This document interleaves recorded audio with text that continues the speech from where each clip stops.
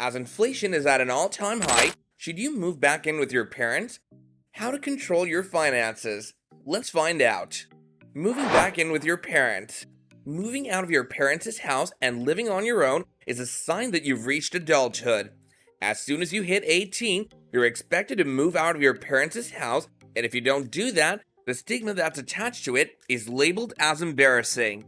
It's a great feeling to be living on your own without having to obey the strict rules of your parents. You love that freedom, don't you? But as things are getting more and more expensive, it's okay to admit that it's very difficult to do everything on your own.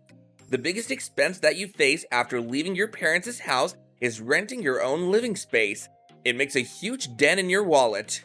The dent could be so deep that you might start thinking about moving back in with your parents. You don't have to shy away from your decision. After all, it's your personal one. You can actually think about it, and just to let you guys know, if you're thinking about this, then you're definitely not alone, because according to reports, as of 2015, 1 in 3 young adults ages 18 to 34 lived at home with their parents, and that hasn't changed now. In fact, in recent years, the number of people moving back in with their parents has risen due to a number of reasons. The reasons include student debt, hefty house rents, the pandemic, and rising inflation.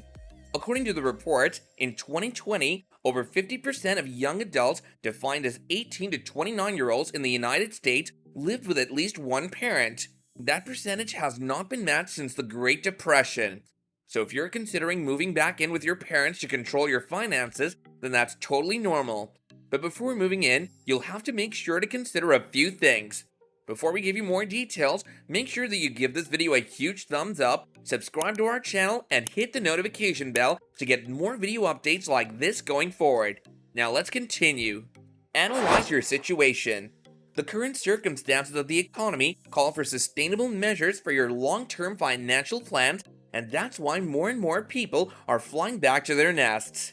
In these times, you have to be very strategic when it comes to your money, and if handled with the proper plan, your current fortune could help you build a greater financial future. There are 2 situations in which you can make the decision to move back into your parents' house.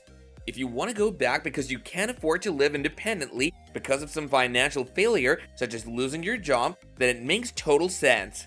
But if you have a job and still want to head back to save your money, then that's fine as well. The bottom line here is that you have to analyze your financial situation beforehand so you know exactly why you're moving back to your home. Aim for specific financial goals. If you're moving back home, then that doesn't make you a failure. Always remember that. And if there are people who are telling you that, then ignore them.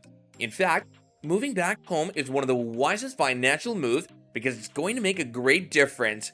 According to Bobby Rebel, the author of Launching Financial Grown-Ups, live your richest life by helping your almost adult kids become everyday money smart. We shouldn't expect everyone to land on their feet the minute they get a degree.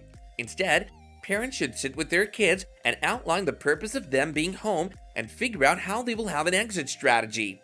Rebel has emphasized that before moving in, it's important for people to know the importance of specific goals. They should know why they're coming back and what they want to accomplish in the meantime. You should have everything mapped out before you move out of the house. The author also gives a very great suggestion for working towards your specific goal. According to Rebel, give yourself a breaking point or a date by which you must move out. She said, of course there are exceptions to the rule, like cultural reasons, if you need to take care of an older parent or whatever it may be.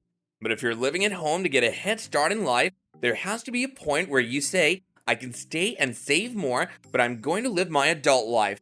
Otherwise, you can live there forever. Organize yourself. It's also important to organize yourself if you want to reach your milestones. According to Rebel, being organized won't just help you hit your goals. It will also let your parents know that you're serious. Sharing your systems with your parents will give them some peace of mind and reassure them that you plan to be at home for a definite period. They'll gain confidence in you because they'll see you becoming a financial grown-up. Apart from organizing yourself, make sure that you have an honest conversation with your parents about your goals and ask them about their expectations of you while living in their house. It's also better to know what they ask for so you can make your future plans accordingly. Avail work benefits. No matter what you want to accomplish in the future, just never miss an opportunity to avail any free money that you might get at work. In this time period, you're working for your financial future, so make sure that you're taking benefits from wherever you can. Rebel writes, you can have a job, you can also have a side hustle. You may not have dependents yet. When you're young and earn a consistent paycheck, you have so much freedom with that money. It's a tremendous asset. There'll be very few times going forward when you'll have so little financial responsibility, so make the best of it. So if you're trying to improve your financial situation, moving back in with your parents temporarily is definitely a great idea. That's it for today's video, guys. Hope you found it useful. Take care and goodbye.